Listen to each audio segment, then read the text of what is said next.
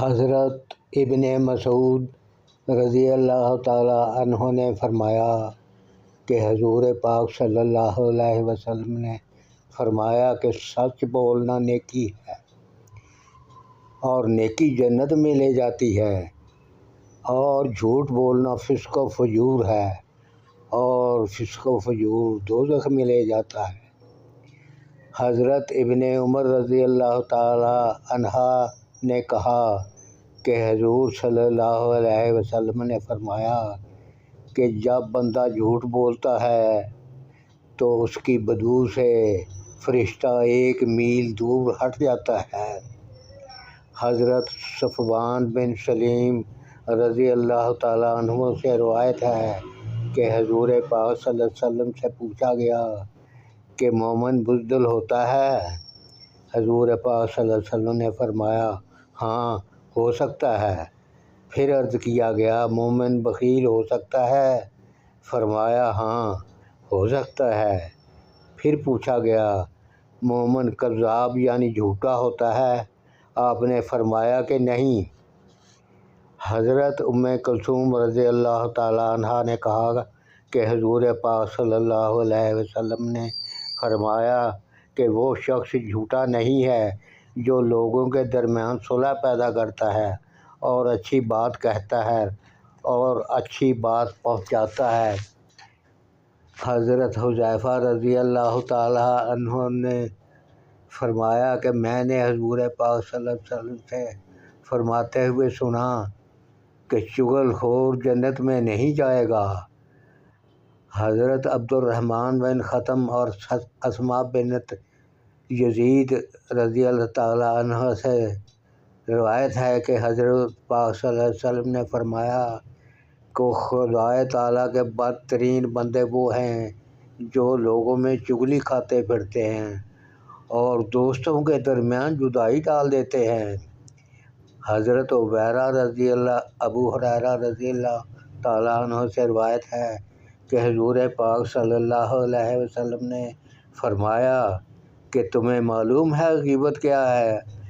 لوگوں نے عرض کیا یا رسول اللہ صلی اللہ علیہ وسلم اس کا علم تو آپ کو بہتر ہے۔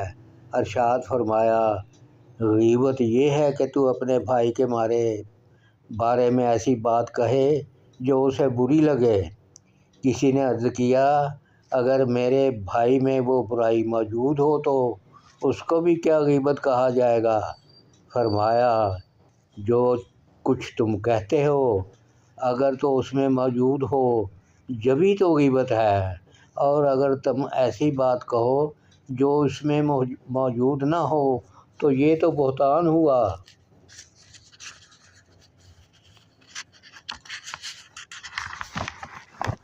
حضرت ابو سعید اور حضرت جابر رضی اللہ تعالیٰ عنہ نے فرمایا کہ حضور پاک صلی اللہ علیہ وسلم نے فرمایا کہ غیبت زنا سے بدتر ہے۔ صحابہ نے عرض کیا یا رسول اللہ غیبت زنا سے بدتر کیوں ہے؟ فرمایا آدمی زنا کرتا ہے تو پھر توبہ کرتا ہے اور اللہ تعالیٰ اس کو اپنے فضل سے معاف کر دیتا ہے، لیکن غیبت کرنے والے کو اللہ تعالیٰ معاف نہیں فرماتا جب تک کہ اس کو وہ شخص معاف نہ کر دے جس کی غیبت کی گئی ہو۔ حضور پاک صلی اللہ علیہ وسلم سے فرمایا کہ جو لوگ تاجر فاجر تم لوگ فاجر کو برا کہتے ہو، پرہیز کرتے ہو، آخر اسے لوگ کیوں کر پہچانیں گے؟ فاجر کی برائیاں بیان کیا کرو تاکہ لوگ اس سے بچیں۔ حضرت عبداللہ بن عمر رضی اللہ تعالیٰ عنہ نے فرمایا کہ حضور پاک صلی اللہ علیہ وسلم نے فرمایا کہ جو شخص خاموش رہا اس نے نجات پا لی۔ حضرت ابو ذر رضی اللہ تعالیٰ عنہ نے فرمایا کہ میں نے حضور پاک صلی اللہ علیہ وسلم کو فرماتے ہوئے سنا کہ تنہائی برے ہمنشین سے بہتر ہے اور اچھا ہمنشین بہتر ہے بے تنہائی سے، اور بھلائی کا سبق بہتر ہے خاموشی سے، اور خاموشی بہتر ہے برائی کی تعلیم سے۔ حضرت ابن مسعود رضی اللہ تعالیٰ عنہ نے فرمایا کہ حضور پاک صلی اللہ علیہ وسلم نے فرمایا کہ مسلمان کو گالی دینا فسق اور گناہ ہے۔ حضرت انس رضی اللہ تعالیٰ عنہ نے فرمایا کہ حضور پاک صلی اللہ علیہ وسلم نے فرمایا کہ جب فاسق کی تعریف کی جاتی ہے تو اللہ غضب فرماتا ہے، اور فاسق کی تعریف سے عرش الہی کانپ جاتا ہے۔ جب فاسق کی مدح و تعریف سے عرش الہی کانپنے لگتا ہے تو بے دین بد مذہب کی تعریف کرنے سے عرش الہی کس قدر کانپتا ہوگا۔ حضرت ابو ہریرہ رضی اللہ تعالیٰ عنہ نے کہا کہ حضور پاک صلی اللہ علیہ وسلم نے فرمایا، بندوں کے اعمال ہر ہفتہ 2 مرتبہ پیش کیے جاتے ہیں، پیر اور جمعرات کو۔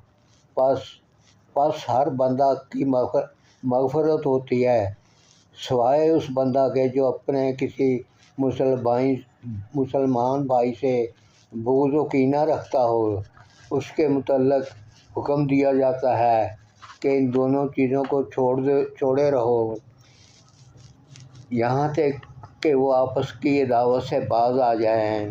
حضرت ابو ہریرہ رضی اللہ تعالیٰ عنہ نے فرمایا کہ حضور پاک صلی اللہ علیہ وسلم نے فرمایا کہ کسی مسلمان کو جائز نہیں کہ وہ 3 دن سے زیادہ کسی مسلمان کو عداوت چھوڑ رکھے۔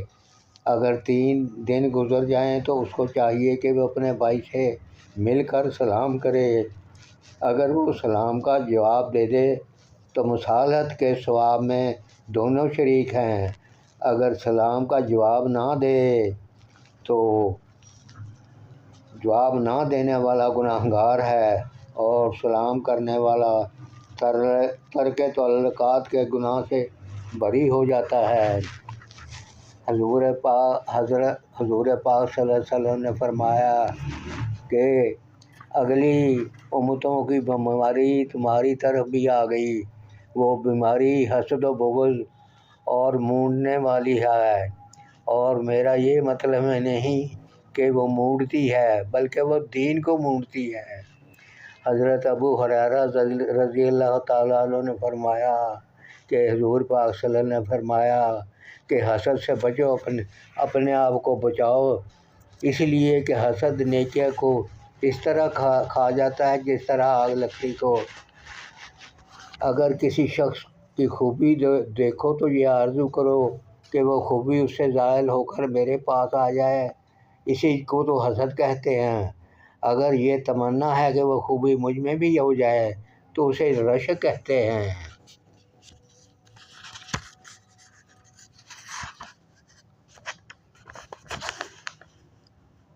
حضرت ابو ہریرہ رضی اللہ تعالیٰ عنہ نے فرمایا کہ ہم لوگوں کے پاس آپ حضور تشریف لائے اور فرمایا کہ تم لوگ جانتے ہو کہ خدا تعالیٰ کے نزدیک کون سا عمل سب سے زیادہ پسندیدہ ہے؟ کسی نے کہا نماز اور زکوٰۃ، کسی نے کہا جہاد۔ حضور صلی اللہ علیہ وسلم نے فرمایا، اللہ تعالیٰ کے نزدیک سب سے پسندیدہ عمل یعنی خدا کے لیے کسی سے محبت کرنا اور خدا کے لیے ہی کسی سے بیر رکھنا ہے۔ حضرت حضور پاک صلی اللہ علیہ وسلم نے فرمایا کہ غصہ ایمان کو برباد کرتا ہے جس طرح ایلوا شہد کو خراب کر دیتا ہے۔ حضرت ابو ہریرہ رضی اللہ تعالیٰ عنہ نے فرمایا کہ جو پہلوان ہو دوسرے کو پچھاڑ دے، بلکہ بہادر وہ شخص ہے جو کہ غصہ کے وقت اپنا غصہ پی جائے۔ حضرت ابو ہریرہ رضی اللہ تعالیٰ نے فرمایا کہ حضور پاک نے فرمایا، حضرت موسیٰ علیہ السلام نے عرض کیا، اے میرے پروردگار، کون سا بندہ تیرے نزدیک زیادہ عزت والا ہے؟ فرمایا، وہ بندہ جو قدرت رکھتے ہوئے بھی معاف کر دے۔ حضرت عمر فاروق رضی اللہ تعالیٰ نے ممبر پر کھڑے ہو کر فرمایا، اے لوگو، عاجزی اور انکساری اختیار کرو۔ میں نے حضور پاک صلی اللہ علیہ وسلم کو فرماتے ہوئے سنا ہے، جو خدا کی رضا حاصل کرنے کے لیے تواضع کرتا ہے، وہ خدا تعالیٰ اسے بلند مرتبہ فرماتا ہے، یہاں تک کہ اپنے آپ کو چھوٹا سمجھتا ہے مگر لوگوں کی نظر میں بڑا سمجھا جاتا ہے، اور جو گھمنڈ کرتا ہے اللہ تعالیٰ اسے پست کر دیتا ہے، یہاں تک کہ وہ لوگوں کی نظر میں ذلیل و خوار رہتا ہے، اپنے تئیں اپنے آپ کو بڑا خیال کرتا ہے، حالانکہ انجام کار ایک دن لوگوں کی نگاہ میں کتے اور سور سے بھی بدتر ہے۔ حضرت ابو ہریرہ سے روایت ہے کہ حضور پاک صلی اللہ علیہ وسلم نے فرمایا کہ مجھے معلوم ہے مفلس کون ہے۔ لوگوں نے عرض کیا کہ ہم مفلس شخص ہے جس کے پاس پیسے نہ ہو اور سامان نہ ہو۔ حضور پاک نے فرمایا، دراصل مفلس وہ شخص ہے جو قیامت کے دن نماز، روزہ، زکوٰۃ لے کر آئے، لیکن ساتھ ہی اس کے کسی کو گالی بھی دی ہو، کسی پر تہمت لگائی ہو، کسی کا مال کھا لیا ہو، کسی کا خون بہایا ہو اور کسی کو مارا ہو، تب انہیں راضی کرنے کے لیے ایسے شخص کی نیکیاں ان مظلوموں کے درمیان تقسیم کر دی جائیں گی۔ بس اس کی نیکیاں ختم ہونے کے بعد اگر لوگوں کے حقوق اس پر باقی رہ جائیں تو اس پر حقداروں کے گناہ لاد دیے جائیں گے، یہاں تک کہ وہ دوزخ میں پھینک دیا جائے گا۔